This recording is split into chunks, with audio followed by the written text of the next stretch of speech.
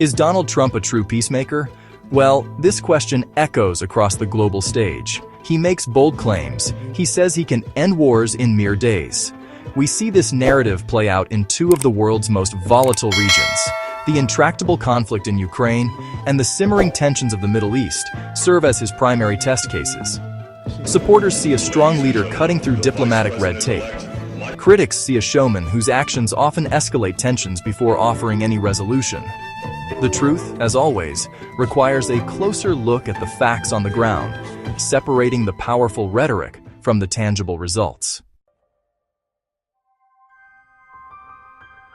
In the devastating war between Ukraine and Russia, Donald Trump has presented himself as the sole figure capable of brokering an immediate end to the bloodshed. His public statements have been confident and sweeping.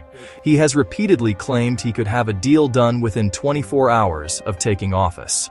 He has spoken of his unique relationship with the leaders involved, suggesting his personal rapport is the key ingredient missing from current diplomatic efforts. He has even floated controversial proposals, such as the idea of Ukraine ceding territory in exchange for a cessation of hostilities. These ideas certainly generate discussion and dominate news cycles, painting him as a proactive dealmaker.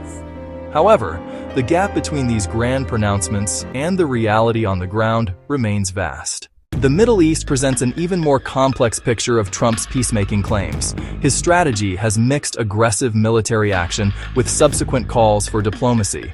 In mid-2025, the U.S. participated in targeted strikes on Iranian nuclear facilities. Trump said the sites were totally obliterated. The strikes dramatically escalated regional tensions. Iran responded with retaliatory measures. The region braced for a potential slide into wider conflict. The move was not typical de-escalation. It was a direct, forceful military statement. After the strikes, the narrative quickly shifted. The administration emphasized the need for talks. The official line, the military action was necessary to bring Iran to the table and to negotiate from a position of renewed American strength. On the Israeli-Hamas front, Trump claimed credit for brokering ceasefires.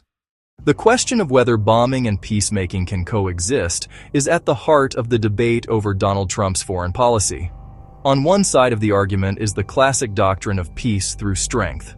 Proponents of this view maintain that diplomacy without a credible threat of force is merely empty talk. They argue that an adversary will have no incentive to negotiate or make concessions unless they fear the consequences of refusal. In this framework, a decisive military strike is not a contradiction of peacemaking. It is an essential tool. It serves to, soften up the opposition, demonstrating resolve, altering their calculation of costs and benefits, thereby making a diplomatic solution more attractive.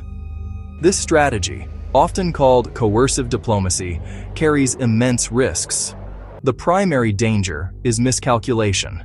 A strike intended to be a limited signal could be perceived by the adversary as the opening salvo of a full-scale war.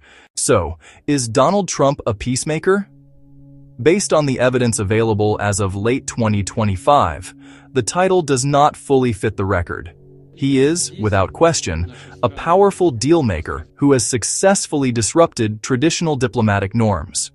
He has demonstrated a unique ability to force conversations and command the world's attention. He has proposed bold, controversial plans for major global conflicts. He has used the full weight of American power, including military might, to pressure adversaries. These actions fit the image of a strong negotiator, a power broker at the center of international affairs. However, the ultimate measure of a peacemaker is peace itself. Durable, stable,